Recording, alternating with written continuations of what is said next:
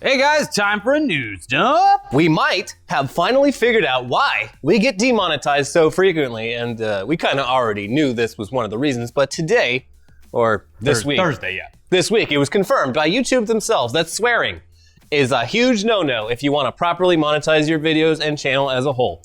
They even go so far as to say that you can use a swear, but just, hold off until later in your video, which to us, it sounds like the people who manually check the videos, they probably only watch the first minute or two in order to see if the demonetization was accurate or not.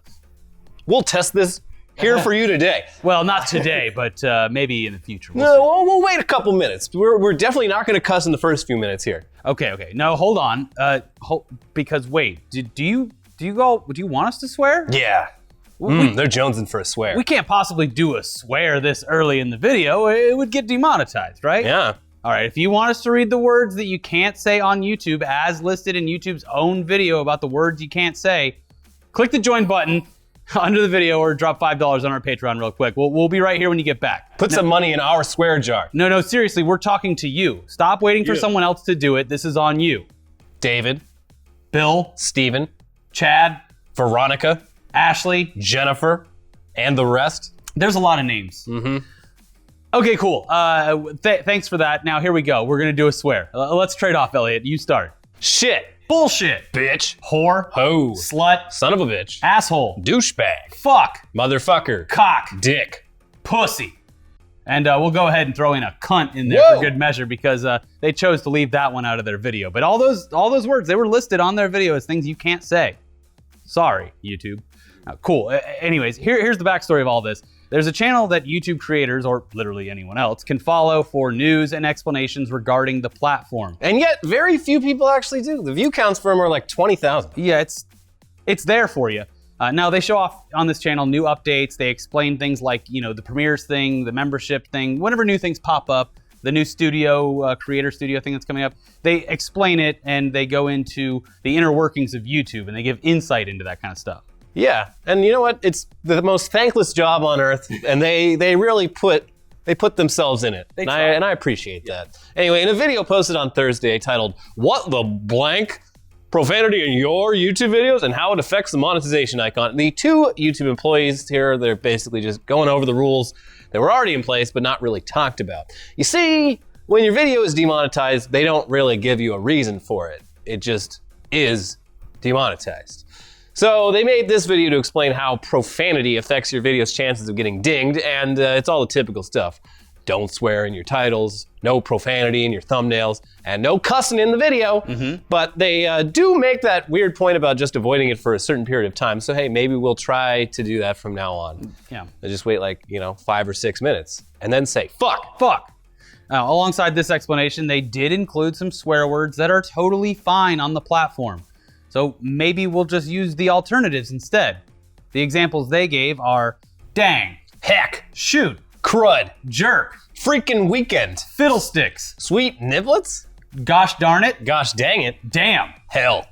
Those words, they say, are completely fine to monetize and you can use them as much as you want, whether it's in the actual video or in the title. But since we're a show for people who aren't 13 years old and we're supported through Patreon and stuff, we'll just keep saying whatever we want until they totally ban us one day. Oh, you're gonna take away my YouTube revenue? Wait. All my dozens of dollars? Hold on, can we say gay? I guess it depends on the context. Soldier 76 is gay as hell. Dang. No, but what's the context? Oh no, he's really actually gay. What? Canonically, he is a man attracted to other men, making him the second gay Overwatch character in that universe after Tracer, who was written into the Overwatch lore as having a girlfriend. Isn't this a multiplayer only game? How does this affect the gameplay? So anyways, this announcement, it's all thanks to a short story / digital comic released earlier this week called Bastet.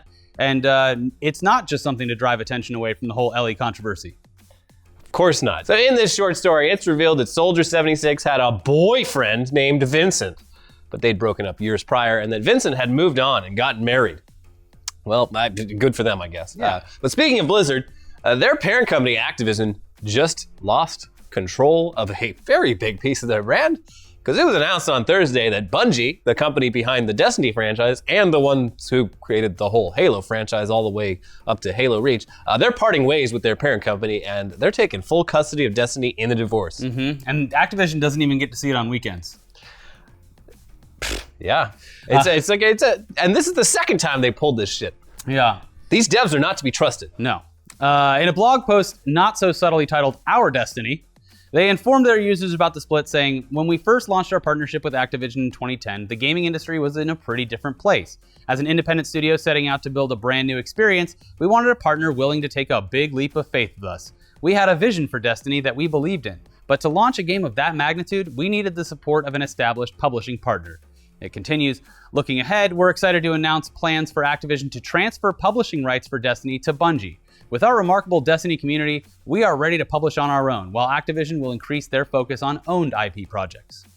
In a more private setting, when discussing the move with the company's own employees, they were a bit more outspoken. According to someone in attendance, as reported by Kotaku, Bungie, quote, framed it as fantastic news for a studio that has long grown sick of dealing with its publisher. Employees cheered and popped champagne. Woo! So that all speaks to what could be perceived as a larger shift in the video game industry as companies become less and less reliant on publishers, thanks in part to the widespread acceptance of digital downloads of games as opposed to physical copies. So years ago, it was a hell of a lot harder to get your game into the hands of people who might be interested in playing it. You'd have to make printed copies and ship those to big box stores and places like GameStop. You'd also have to spend a ton of marketing money on things like magazine ads and TV ads. Big publishers, they gave these developers that access. With the rise in digital downloads and direct-to-consumer marketing, that's not really as vital to the success of a game as it once was, especially when you're talking about a company that already has a proven track record of producing quality games. And especially if they can offload a lot of the criticisms about the shortcomings of those recent titles and just place that on the shoulders of Activision, that's even better. Mm-hmm. But now it's entirely on Bungie's shoulders to improve and evolve Destiny and to potentially create new games. Sucks for Activision, though, because they just lost one of their bigger franchises and are already currently dealing with the negative reactions to Blizzard and the direction they took with the Diablo franchise. So, sorry, Activision, but this might be all your fault. Also, their stock dropped 7% after hours upon the news happening, which is a lot. Yeah. Pretty unusual. So one of the reasons they're so happy about this, which completely makes sense, is that Activision wanted them to put out a new Destiny like every year. And they're like, that's a bad idea. Yeah. You're rushing us to push out content that isn't worthy of a full release and hasn't had all the effort put into it that needs. And also the market has shown quite clearly that you can release one title and it could last for a decade or more as long as you constantly update it and bring out new campaigns, new modes and stuff like that. Destiny 1, it could have probably still been Destiny 1 with the improvements that were made in Destiny 2. Because at the very least, it just looks exactly the same. So, hey, it's a brave new world out there for Bungie. Let's see how they handle it. Moving on now, though, since this is News Dump, I guess that we should talk about like movies and TV and streaming stuff. There's a new movie out this month, which is almost always a bad sign because January is usually considered a cold burial ground for bad movies, and whether or not the new movie The Upside is any good, the press tour surrounding it has been a complete train wreck. Yes. Which might all be viral marketing. Who knows? Now, just to bring you up to speed, before a movie releases, the stars of the film head out on the road to build up hype and to market the film through appearances, collaborations, and interviews. It just so happens, though, that the press tour for The Upside is right on the heels of Kevin Hart leaving his Oscar hosting gig over some tweets that he made a few years back. So basically every interview that he's done has been completely consumed by his tweets and his exit from that award show. Yeah. And not the movie itself. Yeah. To say he's sick of all this, it's an understatement. But he has to do the marketing for the film, so he just keeps showing up on shows like Ellen, Good Morning America, and the Colbert Show, the late night show that he does, to repeat the same thing over and over again, getting more annoyed each time. I'm done with it. This is his punishment. Yeah. On the flip side of that is co-star Bryan Cranston, who's having his own tough time with the press because he portrays a quadriplegic in the film, and there's been plenty of inquiries into whether or not it's okay for him to take that role away from an actor who's actually disabled. All in all, regardless of how you feel about any of this, I guess it's safe to say that the press tour is a goddamn mess. But for everyone that's claiming, because I've seen a lot of this like in replies to the videos and stuff, that are posted about him being upset. Yeah. Anyone claiming that this is just Kevin Hart on a multi-week long apology tour? No, he's not. He's literally being forced to meet with the press because he's contractually obligated to because of the movie. Yeah, He would have done none of this press if it weren't forced upon him. Also, look, technically, he still hasn't really apologized. Not that it even fucking matters at this point, but just saying. No.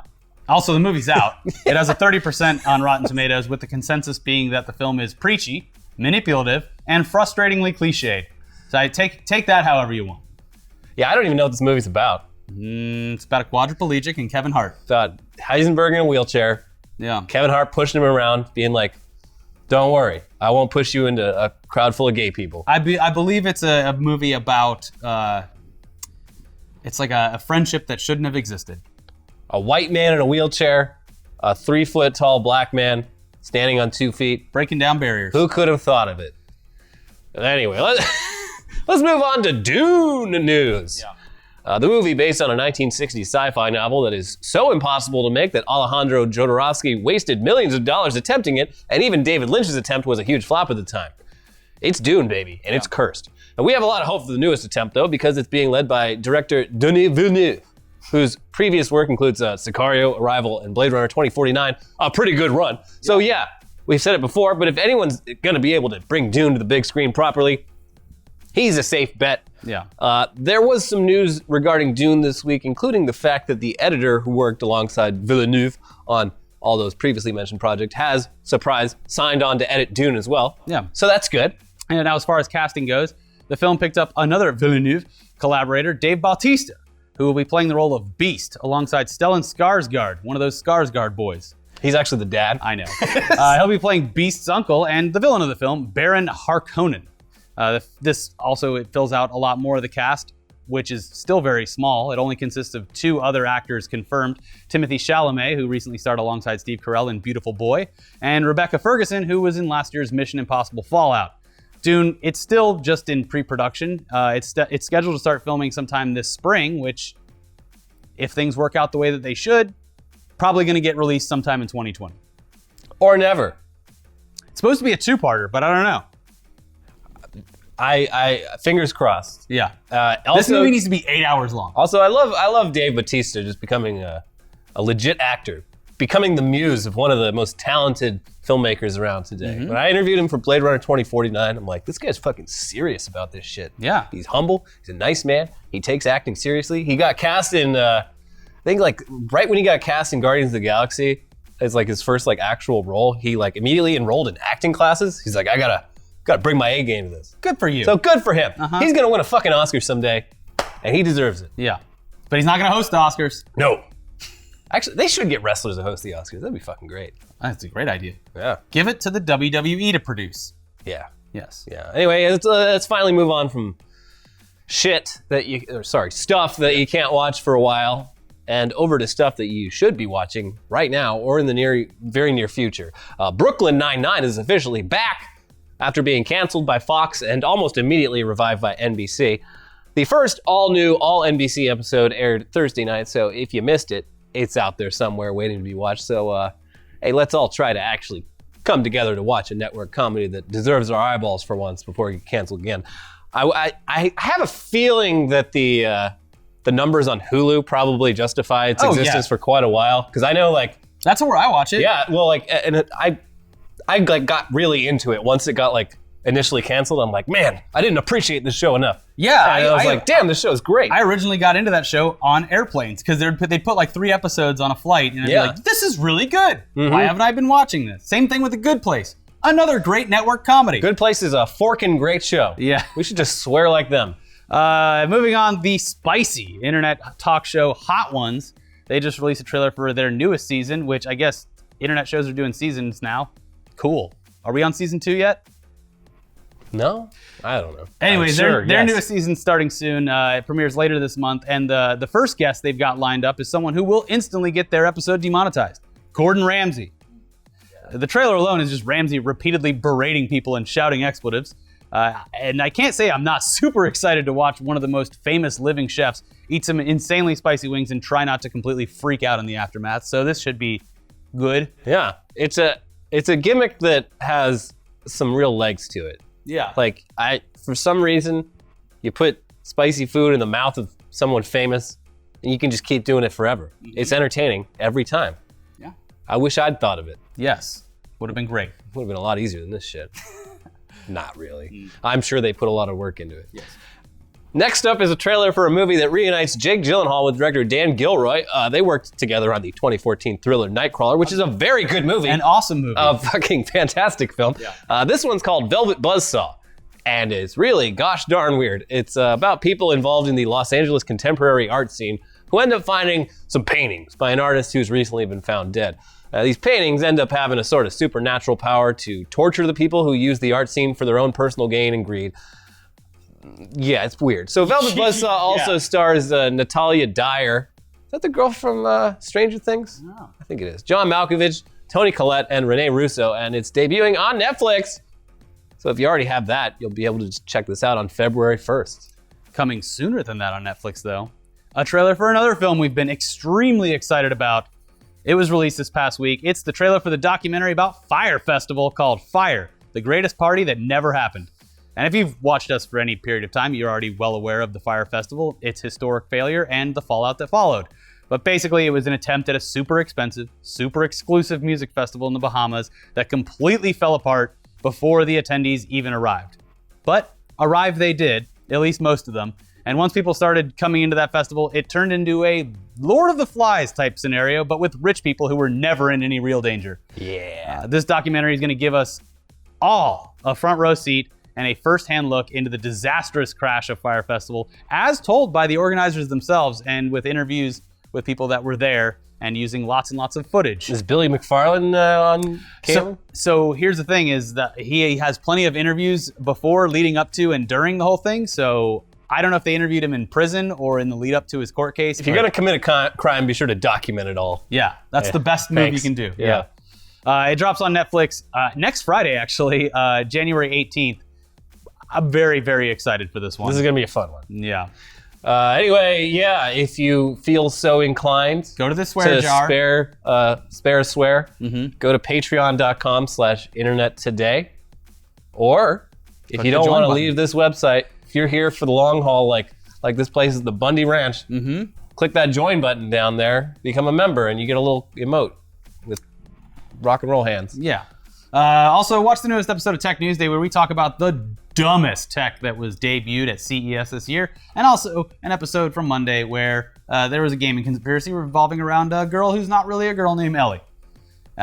Enjoy both of those. We'll see you tomorrow for a new episode of Weekly Weird News. Woo! Bye-bye.